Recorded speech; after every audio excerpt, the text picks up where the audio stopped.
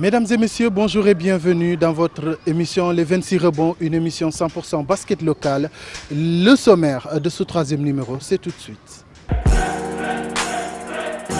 Au menu de ce troisième numéro, on vous fera le point sur la deuxième journée du championnat national. La Ligue de Dakar de basket a tenu une journée de réflexion sur le développement du mini-basket.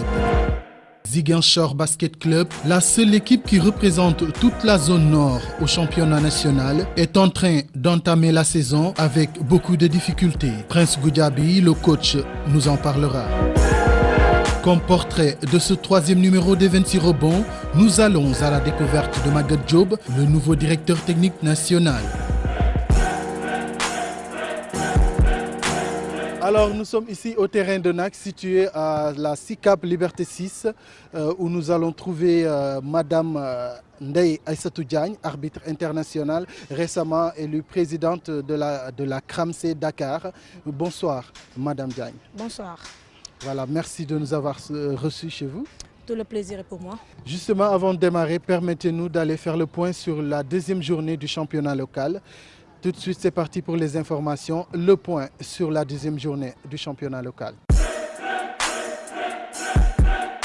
Après seulement 2 journées, le champion du Sénégal s'incline. Dakar Université Club trébuche face à Mermoz Basket Club par 45 à 54. Saltigué, qui court toujours derrière sa première victoire, s'est encore incliné devant UGB par 38 à 49. Le déplacement de Louga sur la capitale du rail a été bénéfique pour les Lougatois, car ils se sont imposés face à Rail par 70 à 58. Les militaires de l'ASFA, quant à eux, ont corrigé Mbour Basket Club par 78 à 46. Les douaniers qui ont reçu Saint-Louis Basket Club se sont imposés par 60 à 46.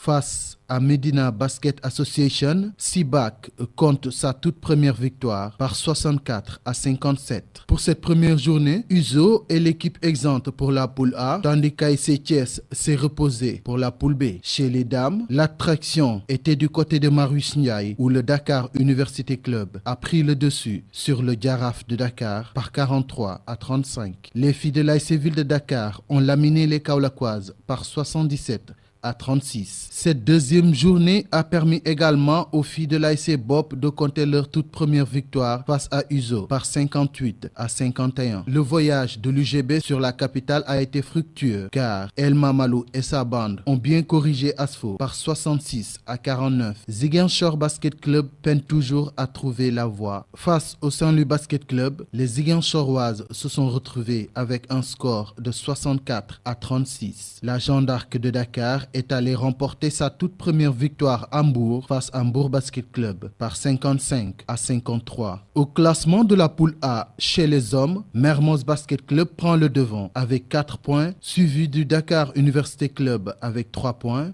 et de Louga Basket Club avec 3 points. Pour la poule B, Asfa mène la danse avec 4 points, suivi de Saint-Louis Basket Club avec 3 points et Sibac 3e avec 3 points.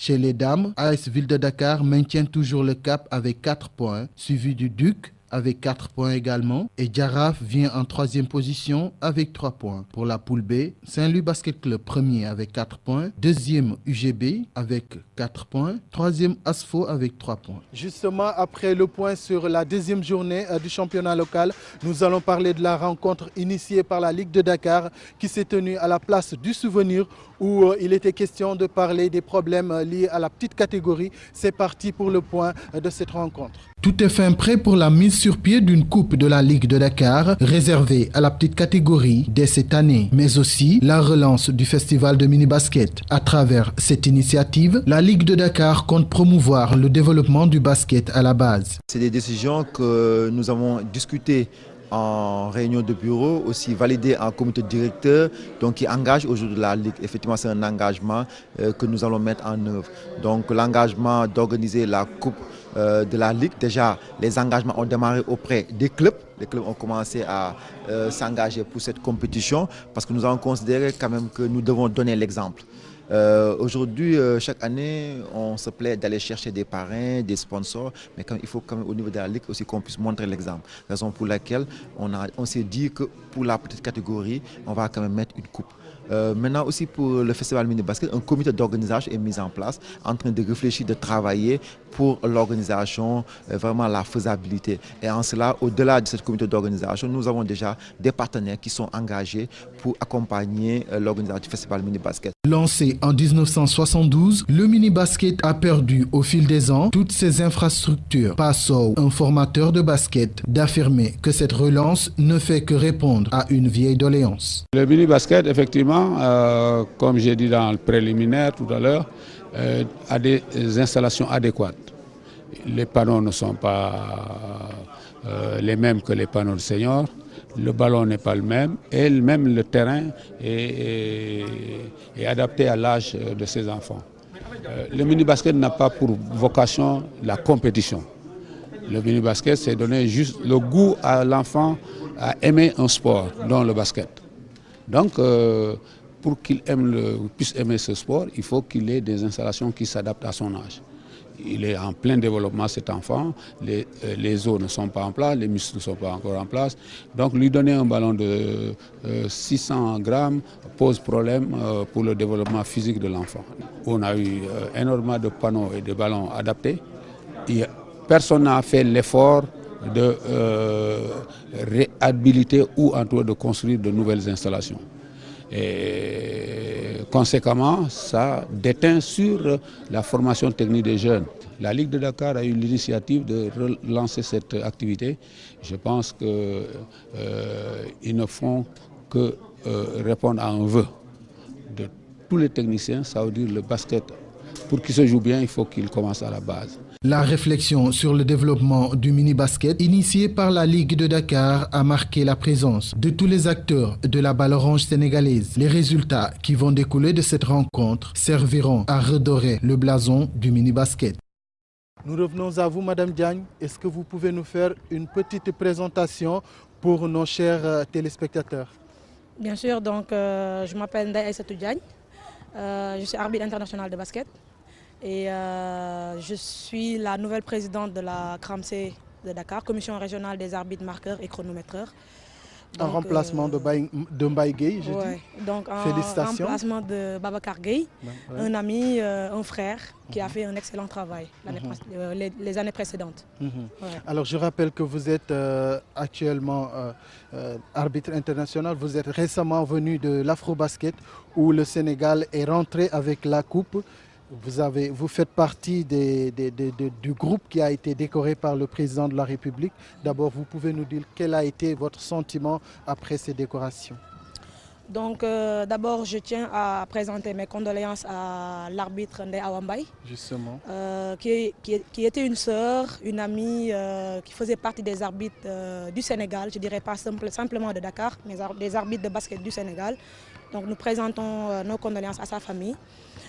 Aux jeunes joueurs aussi du nom de Alignan, si je ne me trompe, et le papa de Miss Ndao, donc Aïcha Ndao. Donc nous présentons nos condoléances à toutes ces familles-là et que la terre leur soit légère. Voilà, nous on a eu à le faire lors du numéro précédent. On a rendu un hommage à cette Awa Mbaye qui a quitté le monde à la fleur de l'âge quand même. Et nous avons saisi l'occasion aussi pour présenter nos condoléances à sa sœur Khady Mbaye Bébé, que vous connaissez certainement. Donc nous lui avons présenté nos sincères condoléances. Donc c'est ainsi va la vie. Alors Ndaye Astou Diagne, aujourd'hui vous êtes arbitre international. Vous avez certainement fait un long parcours pour en arriver là. Mais je rappelle que vous êtes d'origine thiessoise et vous avez été également basketteuse. Est-ce que vous pouvez revenir un peu sur votre parcours en tant que basketteuse à Thiès? Oui, donc j'ai d'abord pratiqué le basket à Thiès. Comme vous l'avez si bien dit, je suis thiessoise. Je suis née là-bas à la cité du Rail, à la cité Balabé. Donc j'ai été entraînée par M. Ibomar Ndiaye et ses collègues aussi pendant près de 5 ans. Donc c'est par la suite que j'ai eu à faire un choix entre le basket et l'arbitrage. Donc aujourd'hui, vous avez décidé de tourner le dos à la balle orange pour le sifflet. Est-ce qu'on peut savoir qu'est-ce qui a motivé ce choix? C'est une bonne question. Donc, j'étais une bonne joueuse, une bonne ailière en basket. Et il y avait Tonton Cheikh Diouf, qui était aussi un international arbitre, et sa femme Tata Henriette. Un couple jusqu'à présent bien présent dans le basketball sénégalais, à côté donc des arbitres qui ont eu à me motiver à Thiès. Et avec leur aide, leur soutien et tout, je me suis dit pourquoi pas le siffler. Sachant que je vais dire que quand je voyais la dame Henriette siffler, être sur le terrain avec son charisme et tout, j'étais très lancée à faire comme elle en fait. Du coup, j'ai dit pourquoi pas. Et je me suis lancée comme ça dans l'arbitrage. Vous l'avez souligné tout à l'heure, arbitrage en tant que femme, c'est pas facile parce que c'est un milieu quand même où il y a beaucoup d'hommes. Comment est-ce que vous vous êtes parvenu à vous imposer? Au début, c'était difficile, n'est-ce pas? Oui, en fait, c'était difficile. C'était pas difficile parce que quand on est passionné, je pense que rien ne nous retient. On y va, on calcule rien et voilà, la réussite vient après. Maintenant, c'était difficile parce qu'il y avait un travail à faire. Un travail concernant le règlement qu'il fallait maîtriser, les cours qu'il fallait respecter, être assidu. Il y a aussi les tests physiques, donc physiquement il fallait être prêt parce qu'il y a aussi des tests physiques lors des examens. Donc c'était ça la difficulté. Et maintenir aussi un niveau physique quand même assez régulier. Donc c'était pas facile du tout. Jusqu'à présent c'est pas facile, donc il faut toujours travailler. Donc nous allons observer une petite pause le temps que vous souffliez un peu et nous allons du côté de Ziguinchor où l'équipe Ziguinchor Basket Club est arrivée cette année en première division, mais avec beaucoup de problèmes, des problèmes au niveau du déplacement, avec un véhicule vraiment qui laisse à désirer. Ils sont arrivés le lendemain, ils ont joué leur premier match, ils ont été battus. Mais nous allons voir d'abord les images avec ce véhicule qui a permis de transporter les joueuses et puis le staff technique également. Et nous allons écouter également la réaction du coach Prince Goudiaby avant de revenir à vous, Madame Diaye. Pour l'instant, je n'ai vu aucun des autorités qui côtoient l'équipe en ce moment. Je suis avec M. Sall et Jean-Jacques qui nous soutiennent en ce moment. Mais du côté des autorités, je ne vois personne sincèrement. Et je crois que la région de Ziguinchor est tellement grande que toutes les autorités doivent y parvenir pour pouvoir faire plaisir aux Ziguinchorois. Parce qu'on s'est battu dans des conditions qu'on connaît tous, avec l'ex-président Boube qui nous a soutenus jusqu'au fin. Donc maintenant que l'équipe est en première division, c'est aux autorités qui sont là-bas. Du côté, je peux citer les noms de M. Ablaye Baldé et M. Doudouka, qui doivent vraiment venir soutenir cette équipe comme ils le font avec le Casa Sport. Parce que c'est la seule équipe qui joue en première division du côté de la Casamance. Et on doit effectuer des voyages pléthoriques qui vont vraiment nous fatiguer. Et nous comptons vraiment voyager les jeudis. Parce que je crois bien si les filles étaient venues le jeudi, on ne serait pas à ce niveau. Parce que l'équipe d'Assaut, je les félicite, mais je crois vraiment qu'ils ne sont pas plus forts que nous. Non, c'est à cause de la fatigue qu'on a laissé les bras. Et je crois bien que, Inch'Allah, ils vont entendre mon appel et venir soutenir cette équipe. C'est le véhicule qui nous a transporté 450 km. Imaginez les joueuses dans ce véhicule qui est, bon, je dirais qu'il n'est pas en ordre. Donc on nous a mis dedans et il n'y avait pas assez d'espace comme on le voulait, bien s'asseoir à l'aise dedans pour pouvoir bien récupérer la force, venir battre une équipe d'assaut qui est dans son, je dirais, qu'on a trouvé chez eux. Donc 450 km dans ce véhicule. Bon, je dirais que il faut que les dirigeants revoient tout ça pour pouvoir nous mettre à l'aise et aller affronter les autres équipes qui sont là.